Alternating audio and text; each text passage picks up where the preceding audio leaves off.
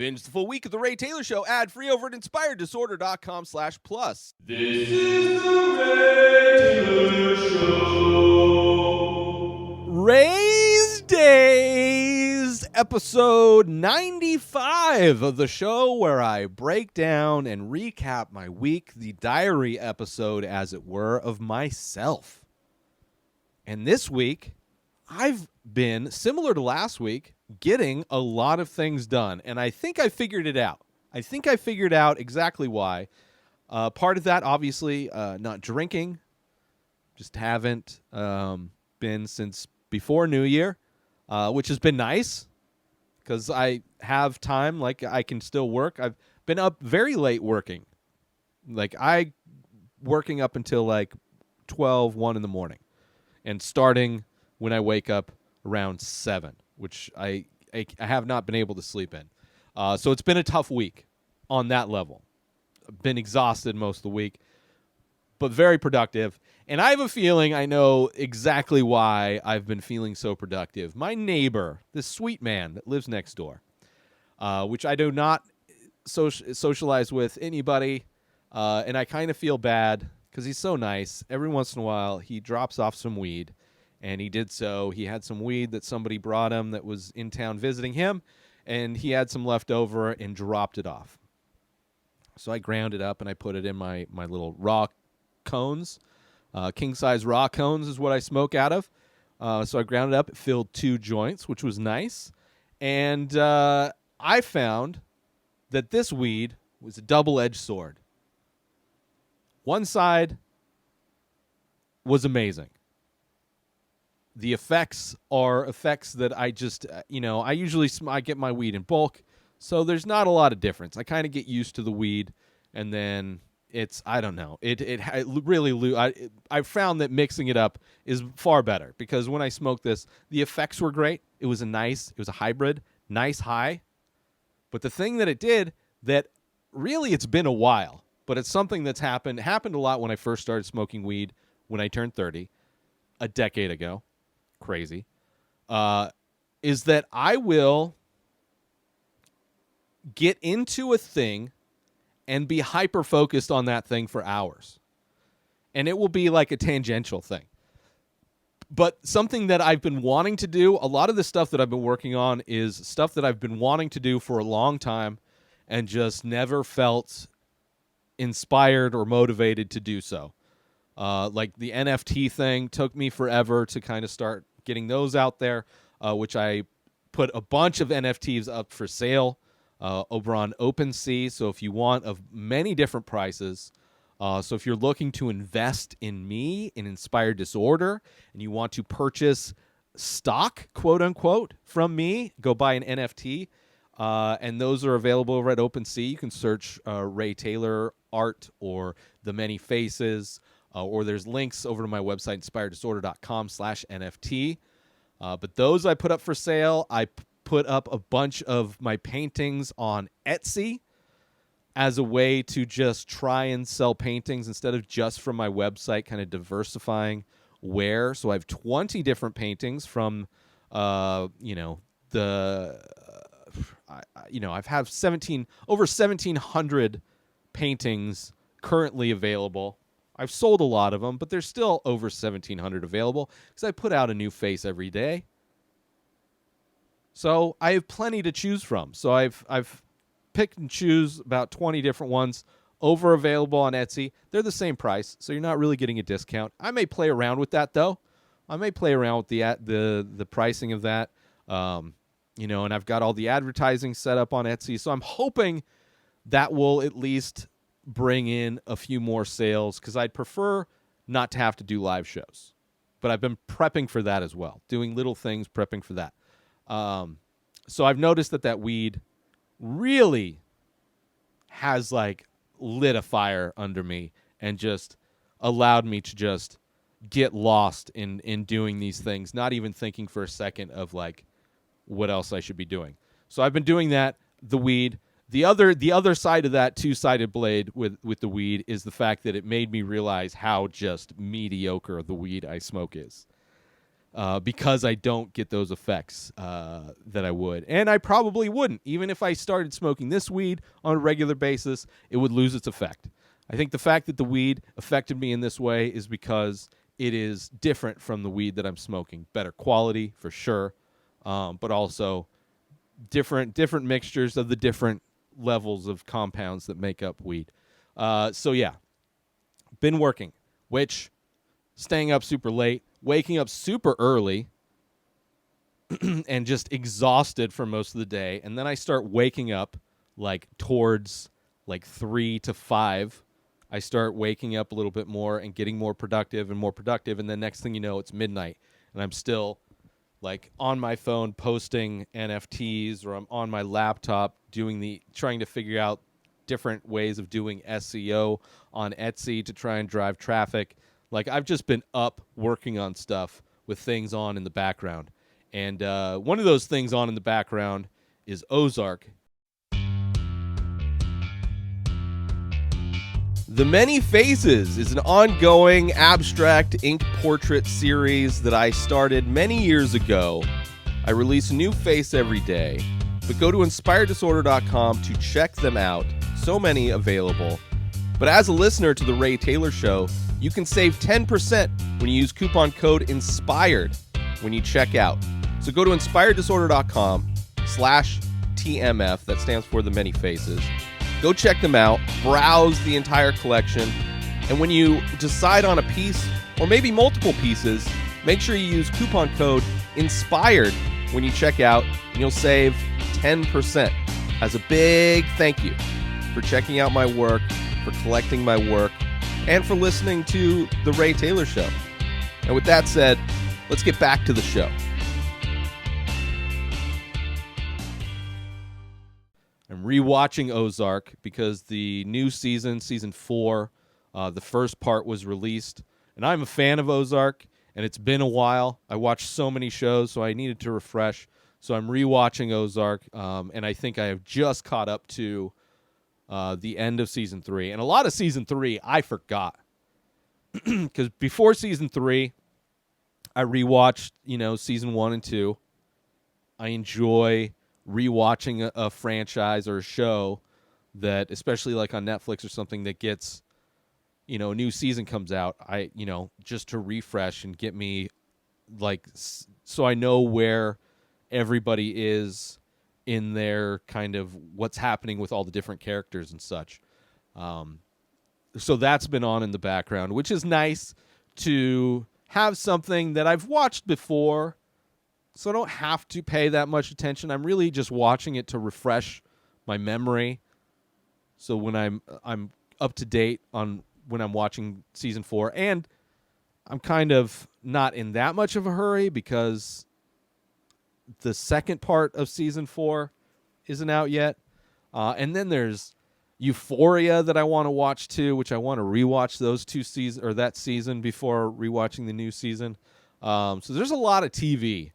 And Ozark is one of those shows. It's great, but it's long. They're like hour-long episodes, so it's not like I can binge through. It's not like Dave, where they're 20-minute episodes, and then I can just binge through a season without a problem.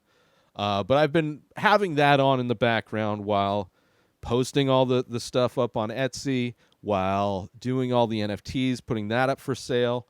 Also rearranged another, smoking weed the other day. I ordered some shelving because I want just to store things better, store my paintings better, store shipping supplies. Like, I want to start generating more sales. And if I'm going to be shipping things regularly, I need to have some kind of setup that will facilitate that and stay organized.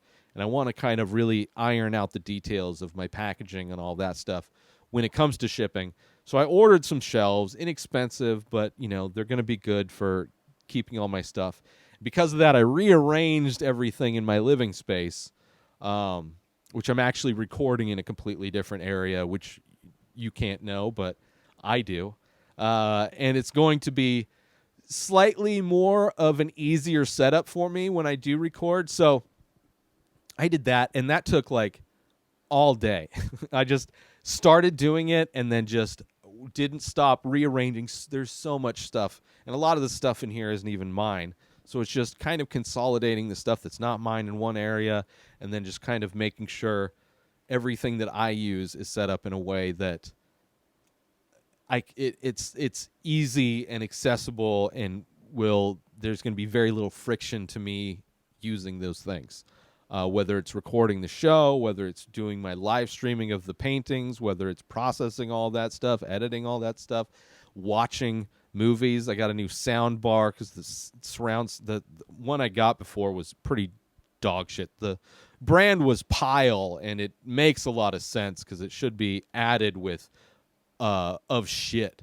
It is a pile of shit, and got rid of that and was able to get so I spent investing a little bit of money on some surround sound, which I can also, my speakers that I was using for my record player died, so I was able to hook that up to the new sound bar. So it kind of was a perfect timing for an upgrade in that area. But also for movies, since I'm watching movies and stuff here to review, instead of going to the theater, I'm just trying to improve the experience a little bit more. I got like a refurbished Vizio soundbar with wireless speakers and a subwoofer. So nothing fancy. I've sold Vizio products in the past when I worked at Costco, so I know the product quality of it, and it's, as far as the quality for price, it's probably one of the best bangs for your buck. So I was confident with the brand as opposed to Pile, which was dog shit. So rewatching Ozark, which is amazing. The score for Ozark is amazing. When you have a subwoofer, it's amazing bass. Just not only just having surround sound speakers that give you a more immersive experience when watching a movie or a newer TV show, but the bass that is added to the score really makes me kind of excited for Succession. I have a feeling that intro song for Succession is going to be amazing.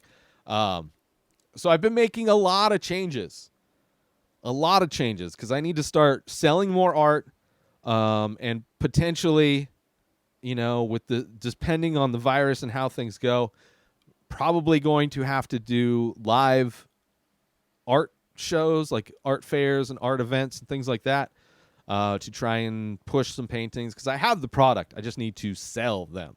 I need to make some money. So in addition to all the RSS feeds that I did last week, hopefully that will pump up my numbers. So maybe hopefully get sponsorships for this show, which would help, because I need income. I have a little bit of income through doing this stuff, but my runway is only so long of savings that I'm burning through now, and I think this has gotta work. So I'm putting full effort in every aspect, and just literally working.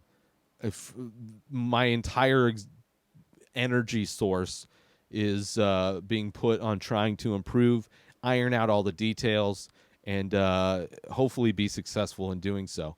So yeah, it's been like a lot of behind the scenes stuff, and like literally while recording this show, like after I recorded Monday's episode, I think I took a couple hits off the joint. And then, actually, it was after doing the intro, the promo, where I do this week on the Retailer Show, and I do Monday through Friday, what's every day, the promo thing, which is the first thing I record before I start doing the podcast. So between doing that and recording Monday's episode, which was talking about Search Party Season 4 and 5, I rearranged all the lighting, because I've been getting like shadows on my green screen, and I'm going to be able to improve the green screen situation pretty soon as well. In theory, that's the plan, the hope. But I just I reconfigured the lighting to that I'm really happy. I think I'm going to be happy with. I'll see more in the edit if I like it, but so far I think it's going to work out great. Join Inspired Disorder Plus today. Head on over to inspireddisorder.com/plus to join. Membership includes members-only discounts and deals. You get access to the Ray Taylor Show completely ad-free, as well as bonus episodes. You get access to the complete live painting archive. You also get access to every single podcast ever produced by Inspired Disorder, hosted by Ray Taylor. You get access to Ray Taylor's personal blog, as well as the opportunity to ask me any questions. So if you want to start a podcast, you're into art, ask me anything. And so many more things are being added every day to Inspired Disorder Plus. So sign up today, become a member, head on over to inspireddisorder.com/plus and become an Inspired Disorder Plus member today. So yeah, like just small things, trying to improve small things to make sure I'm putting out the best version of what I could put out. Trying to do everything. No stone unturned while stoned. So that's been my week. And then some great news happened. I knew this was coming. I was hoping this was coming because of what has happened in the past and trends. But a little teaser came up with just a little guitar riff with the Red Hot Chili Pepper logo. And I knew John Frusciante rejoined the band, which in my opinion, the Red Hot Chili Peppers are by far the best when John Frusciante is the guitarist and their producer is Rick Rubin. They've experimented with other producers. They've had to replace John Frusciante the multiple times he's left the band, but he's back. And they announced, I don't know, a few months ago that they have a 2022 tour planned, global tour. We'll see how that goes with the pandemic. But I would imagine, and what I think this means, and maybe by the time this comes out, it will have been announced, is that there's going to be a new Red Hot Chili Peppers album, which is going to have John Frusciante, which I believe the last album they put out with him was Stadium Arcadium from 2006.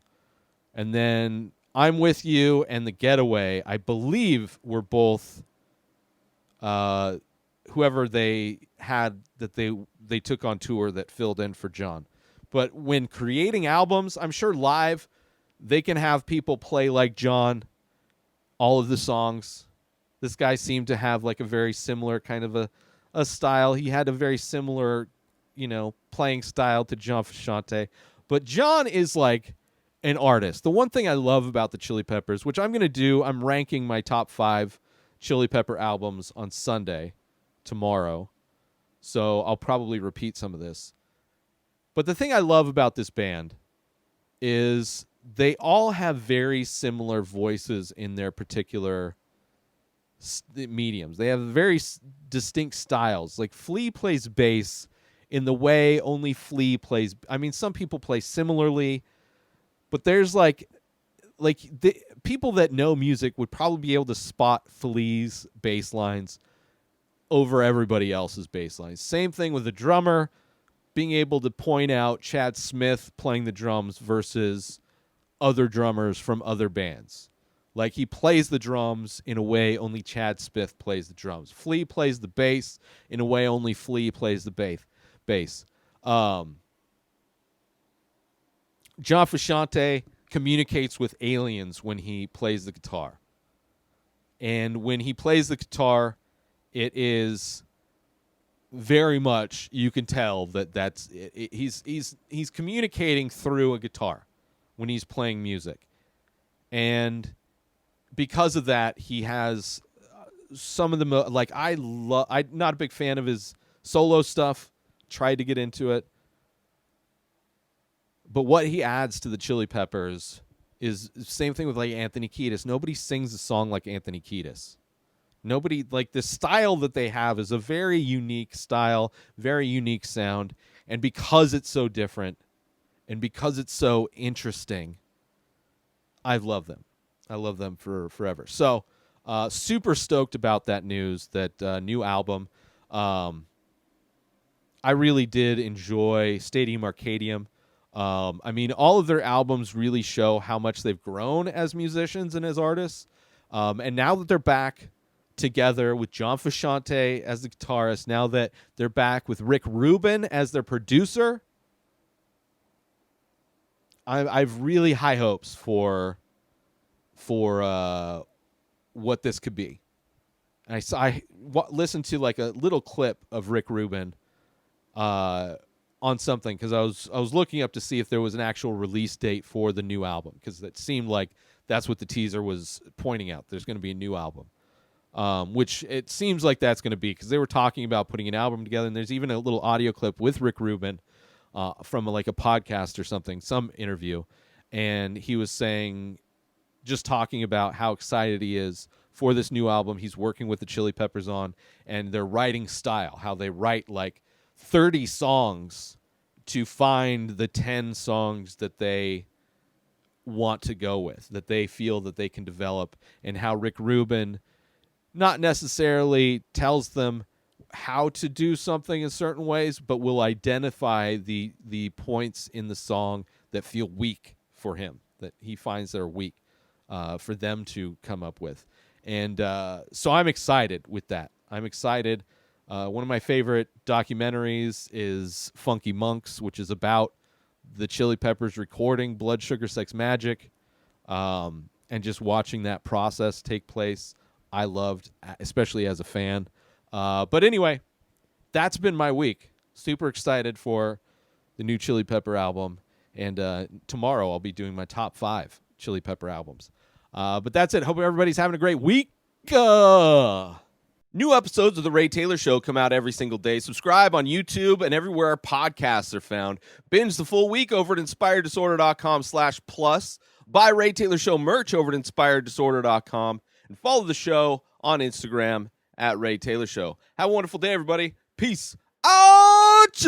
Today is the day where you wake up and you realize that everything that you've been dreaming about, everything that you've been wanting, every goal and wish and hope that you've ever had can become real. Dreams can come true. What you manifest in your mind, you can bring to reality.